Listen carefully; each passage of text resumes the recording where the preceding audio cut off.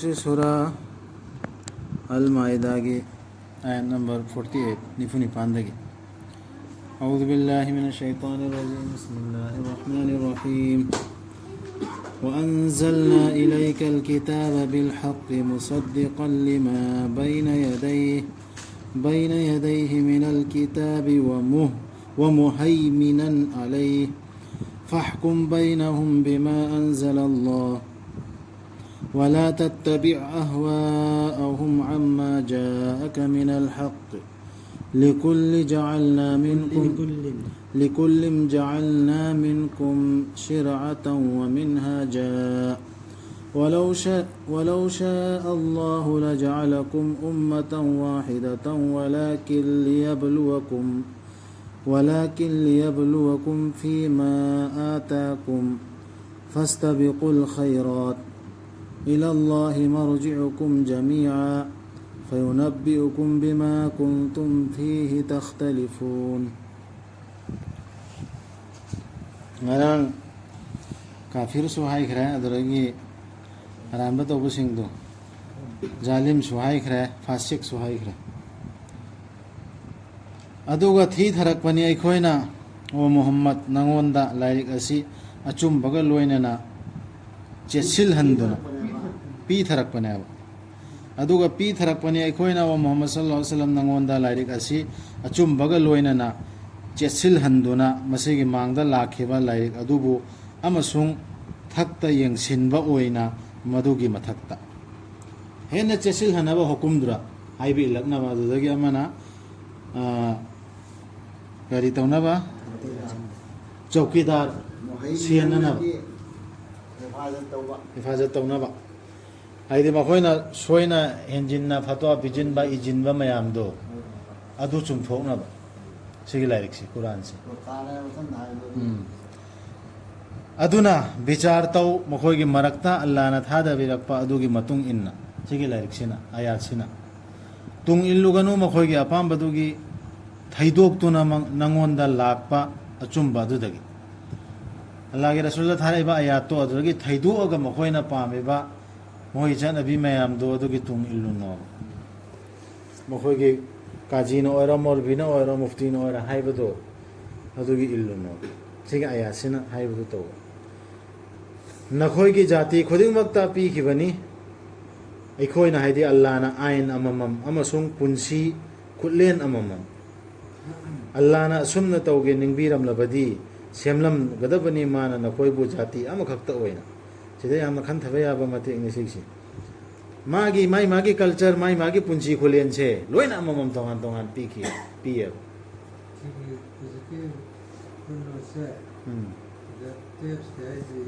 Islam lakini mama oje ke ahle kitab sing do magi punsi kholen do amamam piye ba adubu pam khibani allah na nakhoi bu changyeng tawba mana nakhoi da pi khiba aduda pibi khiba aduda allah na pira iba ain do adugi matugi na changyeng tawba pame ba aduna jati ama khak oi handa ba par halau na ba karam baga in changyeng tawdo se ima atakum no koida pira iba ilma do adugi matung in ilma matung no kosan tawna nang si khang bana karama sa matung na za tawdri kali no ha do tungina ilmu di matung tawna aduna chensil lo afaba thabak singda allah dani nakoina halakada badu pulapunna matamduda allah na khanghan bigani nakoina khena kiba singdugi matangda hojigi jati ama makoi khena ren khallo ne lehen sehen haidi leibagi mong setpagi mong chabagi mong khena re ado so afabadadi support ora chensin nagada ba aikoi siradi khaidok na hona daro physical tai khaidok i chakcha dagi khaidok na hon nei kuchu da khaidok na hon nei laikai da khaidok na hon nei adugi tu islam na yade hai bisi ayat sira phang apa batha bakta loin purna da ma ga ega mahoi jati ga manam da be aya hana ke hele kitab ari sing go ga manda be ai cha ba thak pada sep ka pot pada adu bo adu potu da allah na semi du changyeng gi ne ba aina adu yai ga ya de ga e laga khet na bo mo thamma tongal lay roidamni dunia hugi damakta afaba thabakta jinsin nagadamne bichar tau o Muhammad makhoi gi marakta Allah na thada birakpa adugi matung inna Quran gi matung inna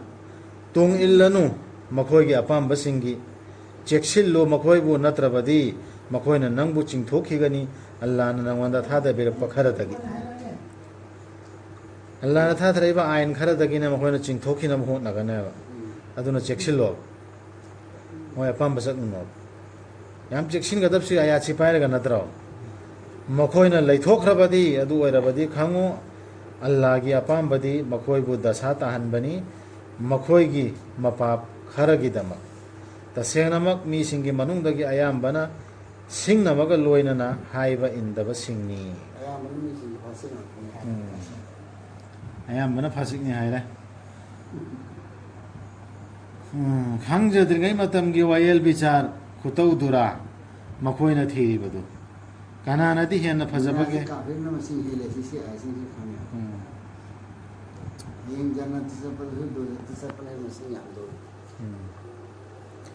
khangdirgai matam gi wayel bichar khutau dura makhoi na thiri badu kanana di henna phajabage Allah dagi bichar taubi bada chetna thajaba mi singi dama Rojak kerja ini dor meba, karena tadi ni yang mana ni tahu bal dor meba. Ni anda ni kan saja. Ni anda ni. Wadi kaum tu pun Injil le tham dor meba. O thajaba sing Yahudi amasung Nasrani singam marup oina mari thang nagan makhoi masel Dos pukul. makhoi masen amana amagi marup singni nakhoi gi naraktagi kanagumbana makhoi ga mari thangnaraba adu oirabadi soidanamak mahak tu makhoi gi oikhrabani tasenamak Allah na lamjing bide aranba tawba mi singbu sigi aya sida yam maru oy point khara yauri amta hairamge hi aya haire isi hujik lairi ba kaisu khangjadaba message yaudaba yahudi isai eni jati aduda natte si matam dugi oina lawkhat kanaba matam du dana traga hujik su singna baga loina haiba inda dana thoga aba phongna ekoi da mu ani islam sira ekoi yaro ina ayatu thu de kane thoga imi du adu mi sing do marup tawba rida oigana nattaba kaisu laitaba ada israel da laba yahudi pura insaniyar ki da makta chong thok chari ba aduragi isai america da leire ba hairo Sing punna ta adu natte basi adu maina adu makhoi rumok ta pala dekar maina da islam thabuk to do mi khudum ta panjil lagade si khanga dan adu ga nangna ugani makhoi ge thamoi singda laina laiba singduna makhoi da hochin ba hojegi thamoi da laina laim singdu hojegi yeknaba singdu lochi hochin ba Allah thingi ba mi singdu makhoi na hai aikhoi kire madudi aikhoi bu sokhallaba yai laibak thiba amana hojiki hochile kanguduna adubu oiba yai Allah na pubirakpa mai pak panatraga warep ama magi maikaidagi adudadi makhoi oirakkani makhoi masage manungda losin jariba adugi damak ningam maktaba kaibanangana aduga thajaba singna haigani makhoi sira wasakhibadu Allah panduna makhoi gi akanba wasak madudi makhoi tasengnamak nakhoi ga loinari haina kana dabo oire makhoi gi thabak khudima aduga makhoi oire mangjaraba sing thok toba kangudu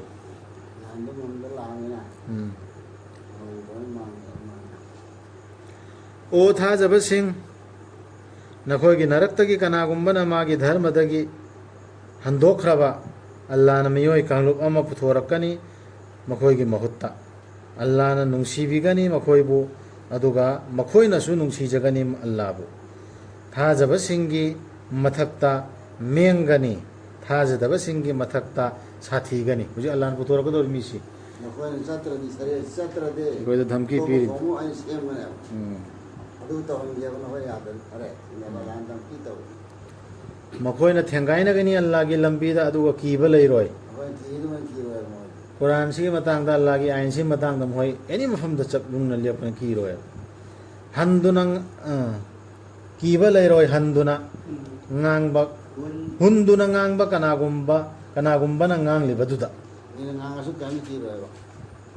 ꯃꯤꯅ ꯑꯦꯅꯤ ꯀꯨꯔꯥꯟꯒꯤ ꯑꯥꯏꯟ ꯁꯤꯒꯤ ꯃꯇꯨꯡ ꯏꯟꯅ against ꯉꯥꯡꯉꯛꯑꯁꯨ ꯃꯥ ꯈꯨꯝꯅꯕ ꯀꯤꯔꯣꯏꯕ ꯉꯥꯡꯒꯅꯦ ꯀꯩꯒꯤꯅꯣ ꯃꯥ ꯑꯜꯂꯥ ꯀꯤꯕꯒꯤ ꯃꯗꯨ ꯊꯧꯖꯥꯜꯅꯤ ꯑꯜꯂꯥꯒꯤ ꯃꯁꯤ ꯑꯜꯂꯥꯅ ꯄꯤꯕꯤꯕꯅꯤ ꯃꯥꯅ ꯄꯤꯕꯤꯒꯅꯤꯡꯕꯗ ꯑꯜꯂꯥ ꯃꯈꯜꯒꯤ ꯂꯝꯆꯠ ꯆꯦꯜꯍꯜꯂꯤꯁꯤ ꯑꯜꯂꯥꯅ ꯄꯤꯔꯤꯕꯅꯦꯕ ꯃꯥꯅ ꯊꯕꯛ ꯆꯨꯝꯕꯒꯤ ꯑꯜꯂꯥꯗꯤ ꯄꯨꯝꯅꯃꯛꯄꯨ ꯄꯨꯡꯀꯣꯏ ꯀꯣꯏꯁꯟꯕꯅꯤ ꯈꯪꯕꯅꯤ ꯀꯅꯥꯅ ꯀꯔꯤꯅꯣꯁꯦ ꯑꯜꯂꯥ ꯂꯣꯏ ꯈꯪꯉꯤ ꯅꯠꯇ꯭ꯔꯣ ꯇꯁꯦꯡꯅꯃꯛ ꯅꯈꯣꯏꯒꯤ ꯃꯤꯆꯪꯗꯤ ꯑꯇꯩ ꯀꯅꯥꯁꯨ ꯅꯠꯇꯦ ꯑꯜꯂꯥ ꯃꯥꯒꯤ ꯔꯁꯨꯜ ꯑꯃꯁꯨꯡ ꯊꯥꯖꯕꯁꯤꯡꯗꯨꯅꯤ ꯊꯥꯗꯣꯛꯇꯅ ꯅꯃꯥꯖ ꯄꯥꯡꯊꯣꯛꯄꯁꯤꯡ ꯑꯃꯗꯤ ꯖꯀꯥꯠ ꯄꯤꯕꯁꯤꯡ ꯃꯈꯣꯏꯗꯨꯗꯤ ꯅꯣꯟꯊꯖꯕꯁꯤꯡꯅꯤ ꯑꯜꯂꯥꯗ ꯁꯤꯒꯤꯁꯤꯅꯦꯕ ꯍꯥꯏꯕ ꯏꯟꯕꯁꯤꯡꯗꯣ ꯑꯩꯈꯣꯏꯒꯤ ꯃꯤꯆꯪꯗꯤ ꯑꯗꯨ ꯑꯣꯏꯒꯗꯕꯅꯦ ꯃꯤꯆꯪꯁꯤꯅꯦꯕ ꯁꯤ ꯃꯔꯨ ꯁꯥꯟꯅꯔꯨꯗꯤ ꯗꯨꯅꯤꯌꯥꯗ ꯍꯥꯏꯅꯔꯗꯨꯅ ꯑꯆꯨꯝꯕꯒꯤꯗꯃꯛꯇꯤ ꯀꯤꯗꯦꯅ ꯇꯧꯁꯤꯟꯅꯕ ꯑꯃꯁꯨ ꯇꯧꯅꯗ꯭ꯔꯣ ꯑꯆꯨꯝꯕꯗꯤ ꯍꯥꯏꯗꯣꯛꯄ ꯉꯝꯗꯕ ꯑꯩꯈꯣꯏꯅ ꯑꯆꯨꯝꯕꯒꯤꯗꯃꯛ ꯁꯤꯕ ꯀꯤꯗꯦ ꯀꯔꯥꯅ ꯍꯥꯏꯅꯕ ꯍꯥꯏꯌꯦꯃꯤ ꯑꯆꯨꯝꯕꯗ ꯂꯣꯏ ꯍꯥꯏꯗꯕ ꯑꯗꯨꯒ ꯀꯅꯥꯒꯨꯝꯕꯅ ꯃꯥꯅ ꯁꯤꯕ ꯀꯤꯗꯗꯤ ꯑꯆꯨꯝꯕꯗꯨ ꯗꯣꯛ ꯍꯥꯏꯗꯣꯛꯑꯝꯃꯣꯅꯦ ꯀꯅꯥꯒꯨꯝꯕꯅ ꯑꯜꯂꯥ ꯃꯥꯒꯤ ꯔꯁꯨꯜ ꯑꯃꯁꯨꯡ ꯊꯥꯖꯕꯁꯤꯡꯒ ꯃꯤꯆꯪ ꯁꯥꯔꯕ ꯑꯗꯨ ꯑꯣꯏꯔꯕꯗꯤ ꯇꯁꯦꯡꯅꯃꯛ ꯃꯈꯣꯏꯗු ꯑꯜꯂꯥꯒꯤ ꯀꯥꯡꯕꯨꯅꯤ ꯃꯈꯣꯏꯗꯨꯅꯤ ꯃꯊꯛ ꯊꯣꯡꯒꯗꯧꯔꯤꯕꯗꯨ ꯑꯜꯂꯥꯒꯤ ꯄꯥꯔꯇꯤꯅꯦꯕ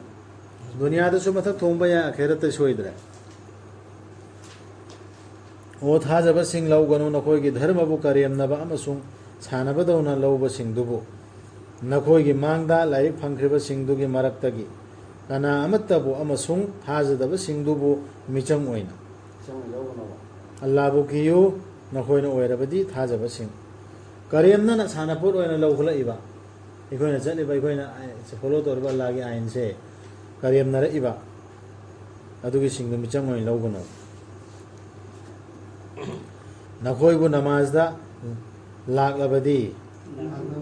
ꯂꯥꯛꯅꯕꯒꯤ ꯀꯧꯔꯛꯄ ꯃꯇꯝꯗ ꯅꯈꯣꯏꯅ ꯃꯗꯨꯕꯨ ꯀꯔꯦꯝꯅꯩ ꯃꯈꯣꯏꯅ ꯃꯗꯨꯕꯨ ꯀꯔꯦꯝꯅꯩ ꯀꯅꯥꯅꯣ ꯀꯔꯦꯝꯅꯗꯧꯔꯤꯁꯤ ꯃꯔꯨ ꯑꯣꯏꯅ ꯅꯃꯥꯖꯗꯨ ꯀꯔꯦꯝꯅꯔꯗꯨ ꯑꯃꯁꯨꯡ ꯁꯥꯟꯅꯕꯗꯧꯅ ꯂꯧꯏ ꯃꯗꯨ ꯃꯈꯣꯏꯅ ꯈꯟꯊꯖꯕ ꯉꯝꯗꯕ ꯃꯤꯁꯤꯡ ꯑꯣꯏꯕꯗꯒꯤꯅꯤ ꯀꯔꯦꯝꯅꯔꯗꯨ ꯃꯊꯛꯇ ꯑꯩꯈꯣꯏꯅ ꯑꯃꯨꯛ ꯍꯨꯜꯂꯨ ꯈꯨꯝꯃꯣꯗꯤ ꯍꯥꯏꯗꯦ ꯑꯜꯂꯥꯅ ꯍꯥꯏꯔꯤꯁꯤ ꯈꯟꯊꯕ ꯉꯝꯗꯕꯗꯩꯅꯦ ꯃꯈꯣꯏ ꯀꯔꯦꯝꯅꯔꯗꯨ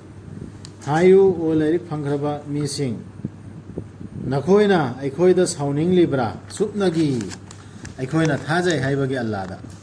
ꯑꯩꯈꯣꯏ ꯀꯨꯔꯥꯟꯁꯤ ꯄꯥꯏꯔꯅꯤ ꯀꯨꯔꯥꯟꯁꯤ ꯑꯜꯂꯥꯅ ꯍꯥꯏꯔꯤꯁꯤ ꯁꯤ ꯑꯃꯜ ꯇꯧꯔꯅꯤ ꯍꯥꯏꯕꯒꯤꯅꯦ ꯃꯈꯣꯏ ꯁꯥꯎꯅꯤꯡꯉꯤꯁꯤ ꯑꯩꯈꯣꯏꯗ ꯊꯥꯗꯔꯛꯂꯤꯕꯁꯤꯗ ꯑꯃꯁꯨꯡ ꯃꯗꯨꯒꯤ ꯃꯥꯡꯗ ꯊꯥꯗꯔꯛꯈꯤꯕꯗꯨꯗ ꯑꯗꯨꯒ ꯅꯈꯣꯏ ꯑꯌꯥꯝꯕꯅ ꯁꯤꯡꯅꯕꯒ ꯂꯣꯏꯅ ꯍꯥꯏꯕ ꯏꯟꯗꯕꯁꯤꯡꯅꯤ ꯏꯟꯗꯕꯁꯤꯡ ꯑꯣꯏꯔꯦ ꯍꯥꯏꯕꯒꯤ ꯅꯠꯇꯅ ꯅꯣꯏꯁꯤ ꯐꯥꯁꯤꯛ ꯑꯣꯏꯔꯦ ꯍꯥꯏꯕꯒꯤ ꯑꯗꯨꯒꯤꯔ ꯍꯥꯏꯌꯨ ꯁꯤꯁꯨ ꯍꯥꯏꯌꯣꯕ ꯑꯩꯕꯨ ꯍꯥꯏꯌꯨꯔꯥ ꯅꯈꯣꯏꯗ ꯃꯗꯨꯗꯒꯤ ꯍꯦꯟꯅ ꯐꯠꯇꯕ ꯑꯃ ꯗꯟꯗꯤꯗꯨ ꯑꯜꯂꯥꯒꯤ ꯃꯅꯥꯛꯇ ꯃꯗꯨꯗꯤ ꯗꯟꯗꯤꯗꯨꯅꯤ ꯑꯜꯂꯥꯅ ꯁꯥꯞ ꯇꯧꯈ꯭ꯔꯕꯁꯤꯡꯗꯨꯒꯤ ꯑꯜꯂꯥꯅ ꯁꯥꯎꯈ꯭ꯔꯕꯁꯤꯡꯗꯨꯒꯤ ꯑꯗꯨꯒ ꯑꯜꯂꯥꯅ ꯑꯣꯜꯍꯟꯈ꯭ꯔꯕꯁꯤꯡꯗꯨꯒꯤ ꯃꯈꯣꯏꯒꯤ ꯃꯅꯨꯡꯗꯒꯤ ꯌꯣꯡꯁꯤꯡ ꯑꯣꯛꯁꯤꯡ ꯑꯃꯁꯨꯡ ꯇꯥꯒꯨꯠ ꯂꯥꯠꯄꯁꯤꯡ ꯑꯜꯂꯥ ꯅꯠꯇꯕ ꯑꯇꯣꯞꯄ ꯑꯃꯅ ꯍꯥꯏꯕ ꯏꯟꯗꯅ ꯆꯠꯂꯤꯕ ꯄꯣꯠꯇꯨ ꯇꯥꯒꯨꯠꯇꯨ ꯑꯗꯨ ꯂꯥꯠꯄꯁꯤꯡ ꯑꯣꯜꯍꯟꯈꯤꯕꯁꯤꯁꯨ ꯗꯟꯗꯤ ꯑꯆꯧꯕꯅꯦꯕ ꯌꯣꯡ ꯑꯣꯜꯍꯟꯈꯤꯕꯗꯨꯁꯨ ꯑꯣꯛꯇꯨꯁꯨ ꯑꯗꯨꯗꯒꯤ ꯇꯥꯒꯨꯠ ꯂꯥꯠꯄ ꯑꯣꯜꯍꯟꯈꯤꯕꯗꯨꯁꯨ ꯑꯆꯧꯕ ꯗꯟꯗꯤ ꯃꯈꯣꯏꯗꯨꯅꯤ ꯈ꯭ꯋꯥꯏꯗꯒꯤ ꯍꯦꯟꯅ ꯐꯤꯕꯝ ꯐꯔꯣꯏꯗꯧꯔꯤꯕꯗꯤ ꯑꯈꯦꯔꯠꯇ ꯑꯗꯨꯒ ꯈ꯭ꯋꯥꯏꯗꯒꯤ ꯍꯦꯟꯅ ꯐꯩꯗꯣꯛꯈ꯭ꯔꯤꯕꯗꯤ ꯂꯝꯕꯤꯗꯨꯒꯤ ꯑꯆꯨꯝꯕꯗꯒꯤ ꯇꯥꯏꯕꯪꯗ ꯄꯨꯟꯁꯤꯗꯁꯨ ꯗꯨꯅꯤꯌꯥꯁꯤꯗꯁꯨ ꯃꯈꯣꯏꯁꯤꯡꯁꯤꯅꯦ ꯅꯈꯣꯏꯗ ꯂꯥꯛꯄ ꯃꯇꯝꯗ ꯃꯈꯣꯏꯅ ꯍꯥꯏꯈꯤ ꯑꯩꯈꯣꯏ ꯊꯥꯖꯔꯕꯅꯤ ꯑꯩꯈꯣꯏꯁꯨ ꯏꯃꯥꯟꯋꯥꯂꯥꯅꯤ ꯀꯜꯃꯥ ꯁꯣꯜꯂꯤꯅꯤ ꯍꯥꯏꯌꯦ ꯑꯗꯨꯕꯨ ꯇꯁꯦꯡꯅꯗꯤ ꯃꯈꯣꯏ ꯆꯪꯂꯛꯈꯤꯕꯅꯤ ꯊꯥꯖꯗꯕꯒ ꯂꯣꯏꯅꯅ ꯑꯗꯨꯒ ꯃꯈꯣꯏ ꯑꯃꯨꯛ ꯊꯣꯛꯈ꯭ꯔꯕꯅꯤ ꯃꯗꯨꯒ ꯂꯣꯏꯅꯅ ꯍꯥꯏꯗꯤ ꯀꯥꯐꯤꯔ ꯑꯣꯏꯅ ꯆꯪꯂꯛꯄ ꯀꯥꯐꯤꯔ ꯑꯣꯏꯅ ꯊꯣꯛꯈꯤꯕ ꯑꯩꯈꯣꯏꯅ ꯈꯜꯂꯨꯔꯤꯗꯣ ꯃꯨꯃꯤꯟꯅꯦꯅ ꯈꯜꯂꯤꯗꯣ ꯃꯨꯃꯤꯟ ꯅꯠꯇꯦꯕ ꯆꯪꯉꯛꯄꯗꯤ ꯍꯧꯅ ꯀꯥꯐꯤꯔ ꯑꯣꯏꯅ ꯆꯪꯉꯛꯏꯅꯦ ꯊꯣꯛꯈꯤꯕꯁꯨ ꯀꯥꯐꯤꯔ ꯑꯣꯏꯅ ꯊꯣꯛꯂꯛꯏ ꯃꯥꯅ ꯃꯥꯏ ꯊꯃꯣꯏꯗꯣ ꯑꯜꯂꯥꯅ ꯈꯪꯉꯤꯅꯤ ꯃꯅꯥꯛꯇ ꯆꯪꯉꯛꯏꯗꯣ ꯂꯥꯏꯟꯗ ꯆꯪꯉꯤꯕ ꯃꯅꯥꯛꯇ ꯇꯧꯔꯤ ꯑꯜꯂꯥꯅ ꯍꯦꯟꯅ ꯈꯪꯕꯅꯤ ꯃꯈꯣꯏꯅ ꯂꯣꯠꯁꯤꯜꯂꯤꯕꯗꯨ ꯀꯔꯤꯒꯤꯅꯣ ꯃꯥꯅ ꯂꯥꯏ ꯔꯁꯨꯜ ꯃꯅꯥꯛꯇ ꯀꯨꯔꯥꯟ ꯇꯥꯒꯦ ꯆꯪꯉꯤꯗꯣ ꯑꯜꯂꯥꯅ ꯈꯪꯉꯦ ꯀꯨꯔꯥꯟ ꯁꯤꯒꯤ ꯃꯇꯝꯗꯨꯗ ꯔꯁꯨꯜ ꯍꯥꯏ ꯃꯇꯝꯗꯗꯤ ꯗꯤꯡ ꯂꯥꯎꯔꯝꯒꯅꯦꯕ ꯂꯥꯎꯔꯤꯃꯤ ꯃꯈꯣꯏ ꯂꯥꯎꯔꯗ꯭ꯔꯥ ꯀꯤꯅꯤꯡꯉꯥꯏꯅꯤ ꯑꯩꯈꯣꯏꯒꯤ ꯁꯤꯒꯤ ꯃꯅꯨꯡꯁꯤꯗ ꯌꯥꯎꯔꯦ 마수 빙라우도 matamdu haibe warina ayambane bisne hairisi adu ibrar oyu wanam ko kam ko wana adu matamdu mo hana khalamu do binglaw bom po ong wana ba imalay pa sing di imal adu ko adu ai tari no na nising ang kana dum nabi siya sumbuar na isang ada mo wadu hai no mo lo chili bo adu kangi na hai da lara hai kai no sda kangwane ko to se bu mo khalamu idro ಅದು ಮಖಾದಂ ಕ ಹಾಯ್ರಿ ನಂಗ್ನ ಉಗನಿ ಮಖೋಯ್ ಅಯಾಂಬನ ಯಾಂಗ್ನ ಹೊಚ್ಚಿನ್ ಬದು ಪಾಪ್ತ ಉಗಿ ಮೀಸಿಂಗ್ ದುಗಿ ಕರಿನಿ ತಾಗ EC ಮಾಗಿ ಕರಿ ಹಾಯ್ತಾರೆ ಗುನಾದ ಹಾ quality ಖೌನಾ ಯಾವನೆ ಬಾ ಮೈ quality ನಿಸಿ ಗುನಾಗಿ ಥಬಕ್ತನೆ pop ಕಿ ಥಬಕ್ತನೆ ಖೌನಾ ಯಾವನೆ ಯಾಂಗನೆ ಬಾ ಏತ ಹರಾಮ ಹಲಾಲ್ ಯಮ ತಬ್ ತೌದೋ ಯೆಂಗ್ ಥೀನ ಬದ ಅದುಗ ಚಾಹೈದೆ ಹಾಯ್ಬದು ಚಾಬದ ತವ ಯಾವ್ ಶದ್ದನೆ kayada phatkidrabano makoina tawribadu ai simaina chaapse haram ni senthoi lobse haram ni ne aduragi sumaina mingonde karan tawra chaapse haram ni ne chinthiraga hena chingile adum badu kayamti yengde tap tap pai adu idudi ka aikoi marakta su isa isa check tawda mi am bera ni gari gi thingdrebano makoi bu rabbi sing amasung ahbar sing na makoina makoina pap oiba wangang bada amasung sahide haibadu chabada ulama charu charu singuna thingde arigi thingamde thingkham thopani haibna ba koina gonagi wa haiba haram chariba karigina moi matam dugi mo bising leader sing duna thingdu ba to yara sandoi jabo kari yaro do mo ka bar su ayen bani ayen misali dumi ento so ayen bani aina haiba adugi haikri wado adugi du adu thingba yadra ba thingam pham thokpana ba akhang mina di sandoi chai mo thingam tho esi aste khange thingde hojik so dum tongnari duna kaya da phat khedar bano mokoina chatheri bad si pulap pulle thingdri gangu du su chari gangu du yahudi singna hai allah ge makut phajin khre pining de badig election khre phajil labani makoi ge makut singdu aduga sap tawrabani la chise biso la chise badi mo la ri ala pire lo re to ala pire har sibo ala su la re ba ai mo kare no do adi wani sa ala makut kon kre ha se la re hai phajil labani makoi ge makut singdu aduga sap tawrabani makoi bu good quality mo makoina haibadu makoina haibadu gi natte ala mo khoti dhoye ba ma natte allah ge makut ani makti pak sanna sandok libani pithok libani mana lepa laitana mana pining ba mawngda soidana mak hengat hangani makoi ayambagi nangi rabtagi nangonda thadarbe isina lamhen ba amasung thajadaba lamhen ba si hengal hangana hojiki hairi mising Allah na langsilabani makoi ge marakta nungsinadaba amasung amaga tukachanaba kayamat kinumit phawba sikse khoi jati marakta leibre yam angam tukachaba yang thinap se khoi marakta leitraw sida dum khanthara matam dugi yahudi ta natte khoi sirasu makoina nangi mayokta lan gi mai chukhalakpa matam khudingda muthatpi bani madu wallana lan gi mai su chukhatro makoina hot nai pidri sakta amot pa sandok na ba allah na nungsi de amot pa sandok pa singbu kare gumba lairik phangkhraba singduna tha jaram laba amasung allah bu ki jaram laba allah na soidana ma muthat piram gadabani makoi dagi makoi gi phattaba singdu aduga changhan biram gadabani makoi bu nungai raba hikol singda loina makni se aduga kare gumba makoina leplam laba taurat amasung injil da amadi makoida thadabi rakhibasing aduda ꯃꯈꯣꯏꯒꯤ ꯔꯕꯇꯒꯤ ꯁꯣꯏꯗꯅꯃꯛꯀꯤ ꯃꯈꯣꯏꯅ ꯆꯥꯔꯝꯒꯗꯕꯅꯤ, ꯃꯈꯣꯏꯒꯤ ꯃꯊꯛꯇꯒꯤ ꯊꯥꯗꯕꯤꯔꯛꯄ ꯑꯃꯗꯤ ꯃꯈꯣꯏꯒꯤ ꯃꯈꯣꯡꯁꯤꯡꯒꯤ ꯃꯈꯥꯗꯒꯤ ꯍꯧꯒꯠꯍꯟꯕꯤꯔꯛꯄ ꯆꯤꯟꯖꯥꯛ ꯃꯈꯣꯏꯒꯤ ꯃꯔꯛꯇ ꯌꯥꯎꯏ꯫ ꯃꯤꯁꯤꯡ ꯃꯌꯥꯏ ꯑꯣꯏꯔꯞꯅ ꯆꯠꯄ, ꯑꯗꯨꯕꯨ ꯃꯈꯣꯏ ꯑꯌꯥꯝꯕꯒꯤꯗꯤ ꯐꯠꯈꯤꯗ꯭ꯔꯕꯅꯤ ꯃꯈꯣꯏꯅ ꯇꯧꯔꯤꯕꯗꯨ꯫ ꯇꯧꯔꯥꯠ ꯏꯟꯖꯤꯜ ꯄꯥꯏꯔꯕꯗꯤ ꯃꯗꯨ ꯃꯇꯨꯡꯗ ꯑꯜꯂꯥꯍꯅ ꯃꯈꯣꯏꯕꯨ ꯆꯤꯟꯖꯥꯛꯁꯨ ꯃꯔꯥꯡ ꯀꯥꯏꯍꯟꯒꯗꯕꯅꯤ꯫